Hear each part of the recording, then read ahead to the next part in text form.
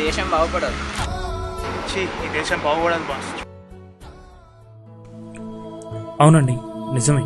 ఈ దేశం బాగుపడదు. ఈ దేశం బాగుపడకపోవడానికి ఎన్నో రీజన్స్ ఉండొచ్చు, కానీ అందులో మనం కూడా ఒకటి. అదేంటి, దేశం బాగుపడకపోవడానికి మనం కారణం అంటున్నాడేంటి అనుకుంటున్నారా? అవును, ఇందుకు మనం కూడా ఒక రీజనే. ఎందుకంటే మనం చాలా బిజీ కదా. నేను ఎందుకు అంటున్నానో మీరే చూడండి.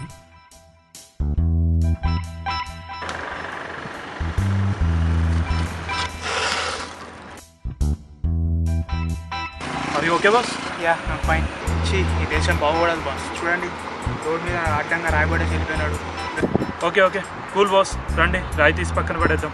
చూడండి బాస్, నాకు అంత టైం లేదు. మీకు కానీ టైం ఉంటే తీసి పక్కన పెట్టేయండి.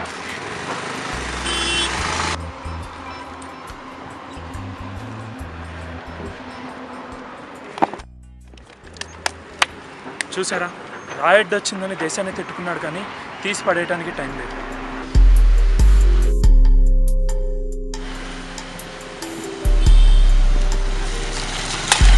అరేయో, ఈ దేశం బాగుపడదు. మున్సిపాలిటీ వాళ్ళు ఎన్ని డస్ట్బిన్ పెట్టినా వీళ్ళకి రోలే డస్ట్బిన్లా కనిపిస్తుంది. Hello boss. ఏంటి వాళ్ళని తిట్టి మీరు చెత్త పడేసి వెళ్తున్నారేంటి బాస్? మున్సిపాలిటీ వాళ్ళు ఉన్నారు కదా బాస్, తీసుకుపోవడానికి.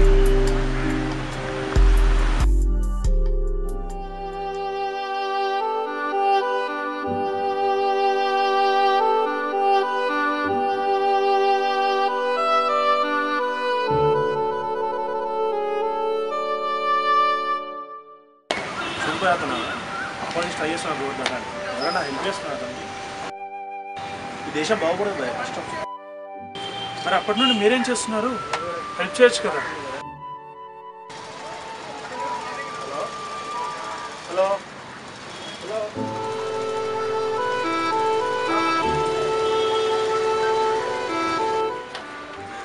చూసారా, ఎవరూ హెల్ప్ చేయట్లేదని కూర్చొని చూస్తున్నారే తప్ప వెళ్ళి హెల్ప్ చేద్దామని మాత్రం ఎవరూ చూడట్లేదు.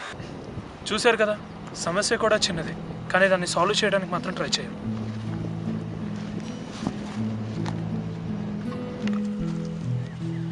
ట్రై చేయడం పక్కన పెట్టేసి ఈ దేశం బాగుపడదని మాత్రం అనేస్తాం.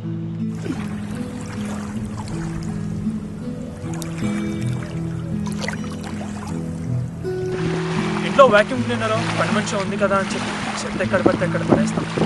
లేదు, తీసుకెళ్ళి డస్ట్బిన్లోనే పడేస్తాం.